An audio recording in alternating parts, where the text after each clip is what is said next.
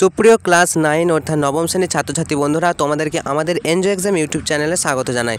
আজকের এই ভিডিওতে তোমাদের যে ভৌতবিজ্ঞান বিষয়টি রয়েছে, ভৌতবিজ্ঞান থার্ড ইউনিট টেস্ট অর্থাৎ তৃতীয় পর্যায়ক্রমিক মূল্যায়ন নিয়ে আজকের আমাদের বিশেষ প্রশ্ন উত্তর ভিডিও। শেষ একেবারেই মিস করো না। আজকের এই ভিডিওতে 100% কমন গ্যারেন্টি যা সব স্কুলে আসবে এমন কতগুলো প্রশ্ন তোমাদেরকে বলে দেবো, তাই শেষ পর্যন্ত ভিডিওটা দেখার চেষ্টা করবে। আর দেখো প্রথমে তোমাদের কীরকম টাইপের প্রশ্ন আসে বলে দিচ্ছি, তারপর তোমাদের সাজেশন কিন্তু আজকের এই ভিডিওতেই দিয়ে দেবো। তো অবশ্যই প্রথম থেকে ভিডিওটা শেষ পর্যন্ত দেখো, তোমার বন্ধুদেরকেও একটু ভিডিওটা শেয়ার করে দিও। তো দেখো কীরকম টাইপের প্রশ্ন আসবে, সঠিক উত্তরটি বেছে নাও। তোমাদের MCQ হচ্ছে 1×13 অর্থাৎ 13টি। তো কীরকম টাইপের প্রশ্ন দেখো, বলেছে 1 ক্যালোরি তাপ উৎপন্ন করতে হয় কত জুল। 1 ক্যালোরি তাপ বা 1 CAL তাপ উৎপন্ন করতে হয় কত জুল? উত্তর হবে 4.2 জুল। নেক্সট দেখো, নিউটনের তড়িৎ আধানের পরিমাপ কীরূপ। নিউটনের তড়িৎ আধানের পরিমাপ 4টে অপশান রয়েছে। তো নিউটনের তড়িৎ আধানের পরিমাপটা এরকম নয়, তাই এটা কোনোটি নয়, অ্যান্সার হবে।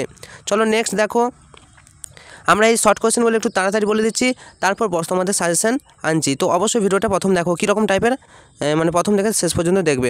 17 গ্রাম অ্যামোনিয়াতে যে পরিমাণ হাইড্রোজেন আছে তার পরিমাণ কত? উত্তর হবে 3 গ্রাম। 17 গ্রাম অ্যামোনিয়াতে যে পরিমাণ হাইড্রোজেন আছে তার পরিমাণ 3 গ্রাম। আচ্ছা নেক্সট, একটি প্রাকৃতিক কলোয়েড কোনটি? দেখো একটি প্রাকৃতিক কলোয়েড হচ্ছে কুয়াশা। 4টে অপশনের মধ্যে দেখো উত্তর হয়ে যাবে কুয়াশা। কুয়াশা হচ্ছে একটি প্রাকৃতিক কলোয়েড। নেক্সট, নিচের কোন যৌগটি বলয় পরীক্ষা দ্বারা শনাক্ত করা যায়?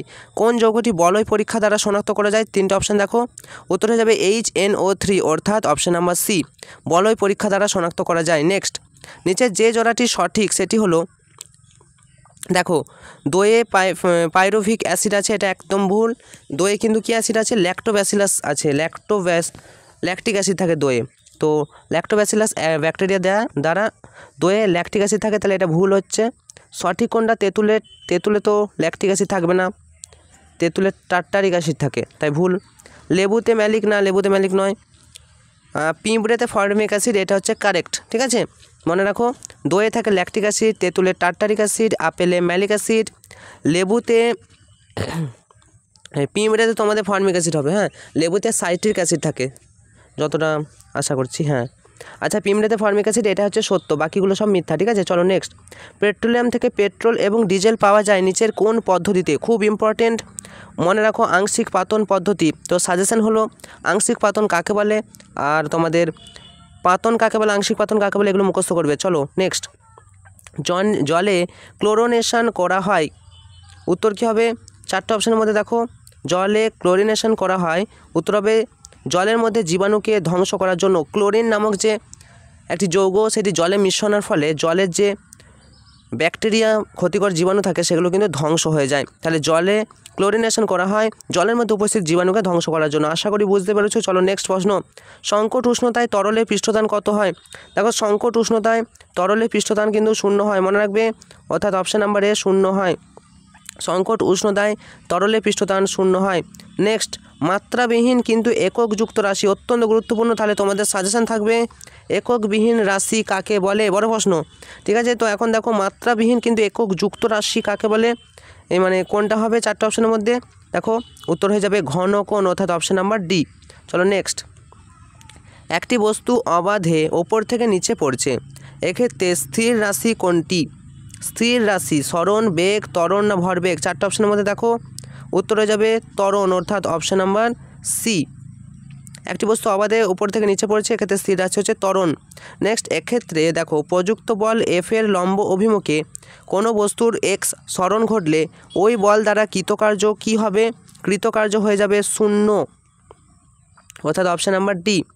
নেক্সট, হার্জ যে রাশির একক, অত্যন্ত গুরুত্বপূর্ণ একটি প্রশ্ন, মনে রাখো হার্জ হলো কম্পাঙ্কের একক, কম্পাঙ্কের একক হচ্ছে হার্জ।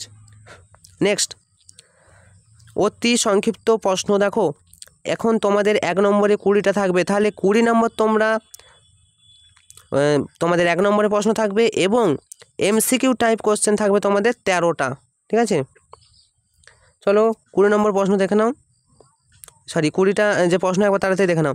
বলা হচ্ছে 11O2 এর ইলেকট্রনিক বিন্যাস লেখো, উত্তর হবে 2, 8।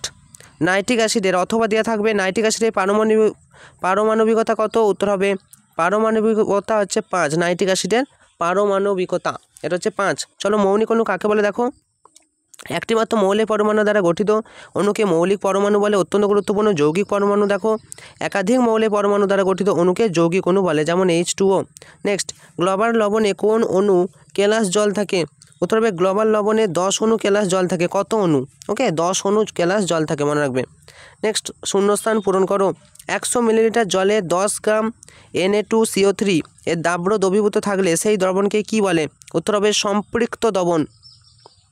নেক্সট, TNT একটি বিস্ফোরক পদার্থ, এটি উৎপন্ন করতে কোন অ্যাসিড ব্যবহার করা হয়? উত্তর হবে HNO3 অ্যাসিড ব্যবহার করা হয়। নেক্সট, কোন অ্যাসিড মিউরিয়েটিক অ্যাসিড নামে পরিচিত? দেখো, এই মিউরিয়েটিক অ্যাসিড বাথরুম পরিষ্কার করতে ব্যবহার করা হয়, হারপিক ওগুলোতে এই অ্যাসিড থাকে। কোন অ্যাসিড? Muriatic acid. তো এই অ্যাসিডের যেটা পুরো নাম হচ্ছে তোমাদের HCl, মনে রাখবে, হাইড্রোক্লোরাইড বা HCl ফুল ফর্মটা তোমরা বলবে। HCl অ্যাসিড মিউরিয়েটিক অ্যাসিড নামে পরিচিত, মনে রাখবে। নেক্সট, একটি অধাতব অক্সাইডের নাম লেখো যার জলীয় দ্রবণ আম্লিক হয়। মনে রাখবে SO2 হচ্ছে একটি অধাতব অক্সাইড যার জলীয় দ্রবণ কিন্তু আম্লিক প্রকৃতির। নেক্সট, ক্রোনোমিটার কি? দেখো, ক্রোনোমিটার হচ্ছে পুষ্টি পরিমাপক যন্ত্র, অত্যন্ত গুরুত্বপূর্ণ। ক্রোনোমিটার হলো পুষ্টি পরিমাপক যন্ত্র। নেক্সট, ঘনত্বের মাত্রীয় সংকেত, গুরুত্বপূর্ণ, মনে রাখো ml⁻³ ml⁻³ এটা হচ্ছে ঘনত্বের মাত্রীয় সংকেত। নেক্সট, কোন উষ্ণতায় জলের ঘনত্ব সর্বাধিক হয়? এর মান কত? উত্তর হবে 4 ডিগ্রি সেলসিয়াস উষ্ণতায় জলের ঘনত্ব সর্বাধিক হয়, এর মান হচ্ছে 1 গ্রাম পার ঘন সেন্টিমিটার। নেক্সট, পানীয় জলে ফ্লোরাইডের পরিমাণ বেশি হলে কোন ধরনের রোগ হয়? Star mark question.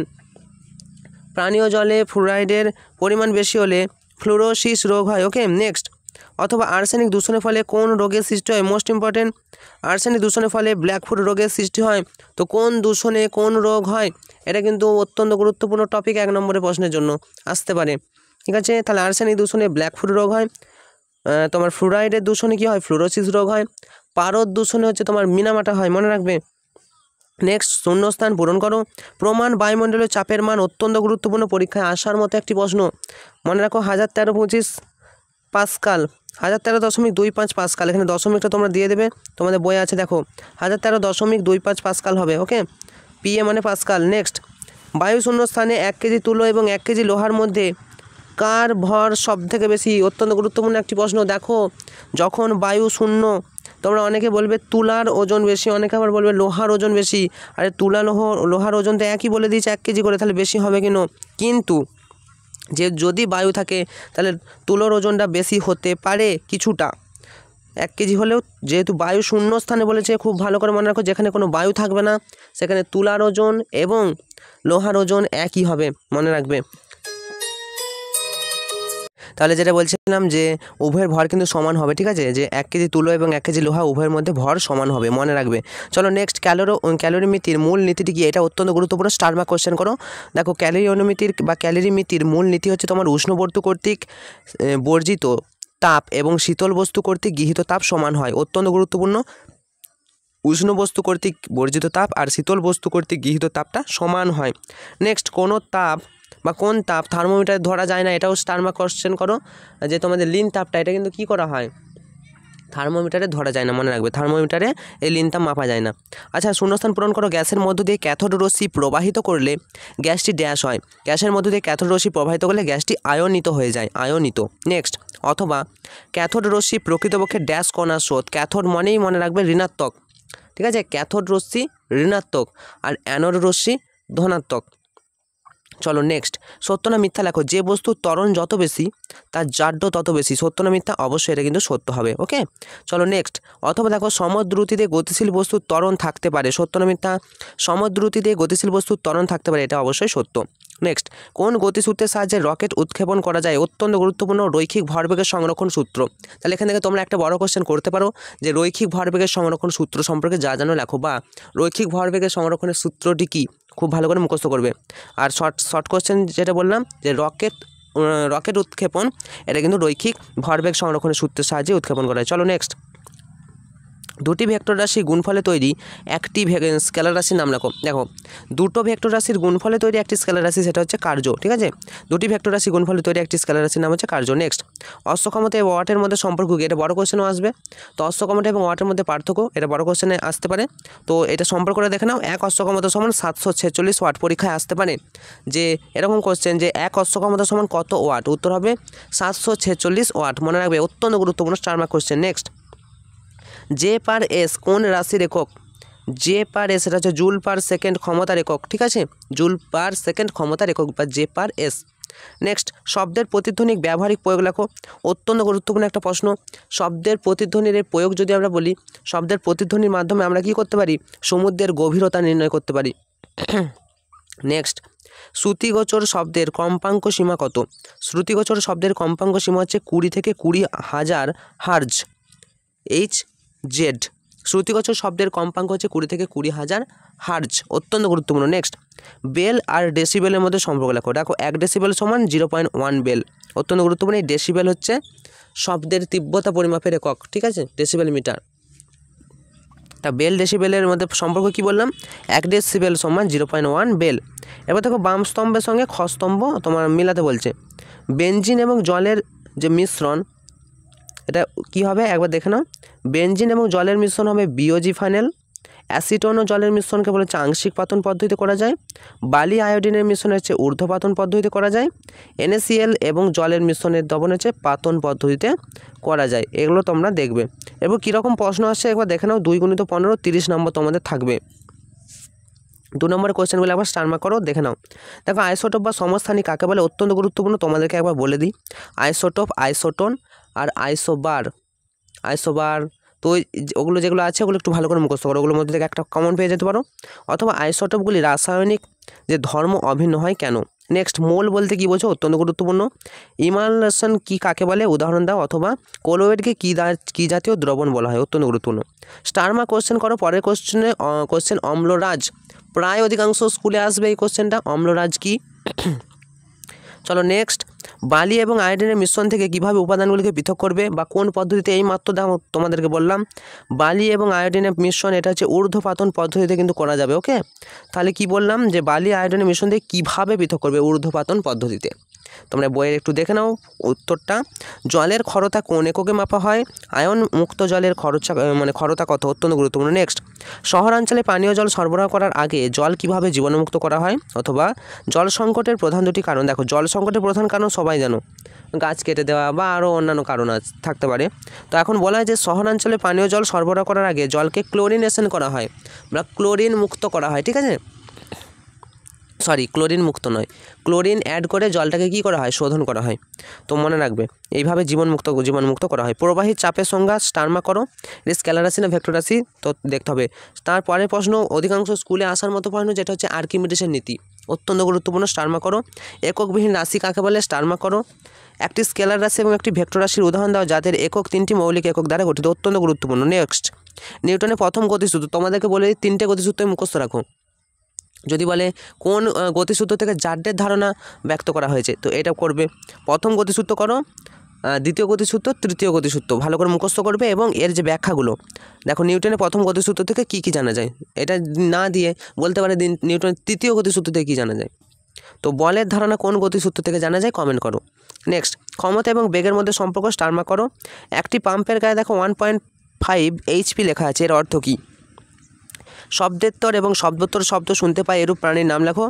তাপের যান্ত্রিক তুলাঙ্ক 4.2 জুল পার ক্যালোরি বলতে কী বোঝো?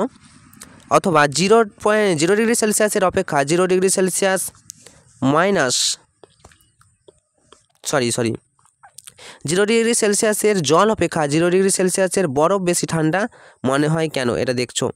আচ্ছা, এরপর দেখো 3 × 8 তোমাদের কোশ্চেন। দেখো টোটাল 8টা করতে হবে, তাই তো? হ্যাঁ, 3 নম্বরে দেখো কীরকম কোশ্চেন আসতে পারে। তোমাদের বোধগম্য তাপ এবং লীন তাপের মধ্যে 3টি পার্থক্য। অথবা সম্পৃক্ত বাষ্প অসম্পৃক্ত বাষ্পের মধ্যে প্রধান 3টি পার্থক্য আসতে পারে পরীক্ষায়। স্টার মার্ক করো।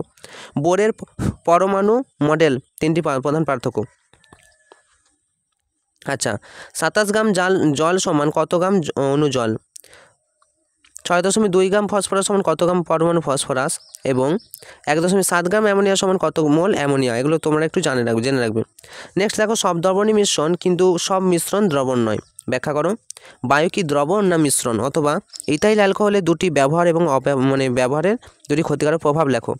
আর নেক্সট, গাঢ় HNO3 তামার ছিলা মিশে উত্তপ্ত করলে কী ঘটে তার রাসায়নিক সমীকরণ সহ লেখো, অথবা শিল্পক্ষেত্রে H2SO4 এর 4টি ব্যবহার লেখো।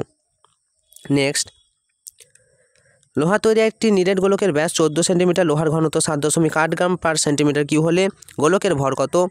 অথবা তোমরা দেখতে পাচ্ছ, এগুলো আমি পড়ছি না। নেক্সট, এইটা দেখো তোমাদের ইম্পর্টেন্ট প্রশ্ন, যেটা বীজগণিত পদ্ধতিতে V2 সমান A2 প্লাস 2FS সমীকরণটি প্রমাণ করো। দেখতে পাচ্ছ একটি। নেক্সট দেখো, একটি সুরশলাকা A মাধ্যমে 10 সেন্টিমিটার এবং B মাধ্যমে এত হলে এর উৎপন্ন বেগের তুলনা। তো চলো এরপর তোমাদের বেশ কিছু বাছাই করা প্রশ্ন দেখিয়ে দিই। এবার আমাদের টিউশনে করিয়েছিলাম, তো সেগুলো কিছু কোশ্চেনগুলো তোমাদেরকে দেখিয়ে দেবো। হাতের লেখা বুঝতে পারবে না, দেখো আমরা বলে দিচ্ছি তবু। আচ্ছা দেখো, সাইফন কেয়ার শর্ত অত্যন্ত গুরুত্বপূর্ণ, স্টার মার্ক কোশ্চেন, ভালো করে করো।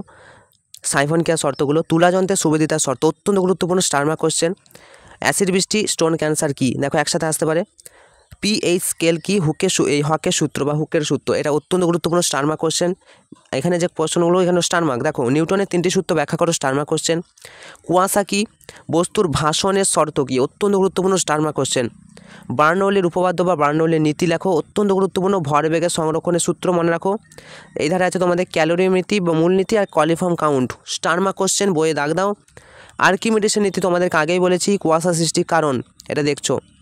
নেক্সট, আরহেনিয়াসের মতবাদ অনুযায়ী অ্যাসিড ও ক্ষারের সংজ্ঞা দাও। দেখো, আরহেনিয়াসের মতবাদ অনুসারে অ্যাসিড ক্ষারের সংজ্ঞা দাও। প্লবতা কি? অত্যন্ত গুরুত্বপূর্ণ, বস্তুর ভাষণের শর্ত বললাম। রাদারফোর্ডের পরমাণু মডেল দেখছো। প্রশমন বিক্রিয়া কি? কার্যহীন বল কাকে বলে?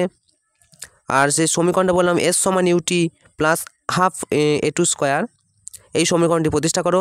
অশ্বক্ষমতা কি? অশ্বক্ষমতা এবং ওয়াটের মধ্যে সম্পর্ক, এটা বললাম তোমাদেরকে আগে। জুলের সূত্র দেখছো। সমিত লবণ কাকে বলে? প্রমাণ বায়ুমণ্ডলের চাপের মান কত? সাধারণ পাতন, আংশিক পাতন কি? অম্লরাজ কি? আগেই বলেছি। হোয়াইট ভিট্রিয়ল, গ্রিন ভিট্রিয়ল, এগুলো দেখছো। ইয়ং গুণাঙ্ক কাকে বলে? Most important. আর তোমাদের যেটা রয়েছে সেটা হচ্ছে সাধারণ পাতন, আংশিক পাতন। প্রমাণ বায়ুমণ্ডলের চাপের মানটা আমি বলে দিয়েছি আগেই। তো এগুলো করো। এখানের মধ্যে তোমরা আর এককবিহীন রাশি কাকে বলে? এখানের মধ্যে তোমরা অনেকটা কিন্তু কমন পেয়ে যাবে আশা করছি। তো এই ছিল তোমাদের জন্য আজকের আমাদের বিশেষ ভিডিও। তো ভিডিওটা ভালো লাগলে অবশ্যই লাইক করো, চ্যানেলে নতুন হলে চ্যানেলটা সাবস্ক্রাইব করো, আর অবশ্যই বন্ধুদেরকে এই ভিডিওটা একটু শেয়ার করে দাও। তোমাদের যদি উপকারে আসে তবে আমাদের সার্থকতা। আর তোমাদের আর কি বিষয়ে পরীক্ষা আছে বাকি, সেটা অবশ্যই তোমরা কমেন্ট করে জানাও। তোমাদের পরীক্ষা ভালো হবে এই শুভকামনা জানিয়ে আজকের মতো ভিডিওটা এখানেই শেষ করলাম। Enjoy exam, all the best.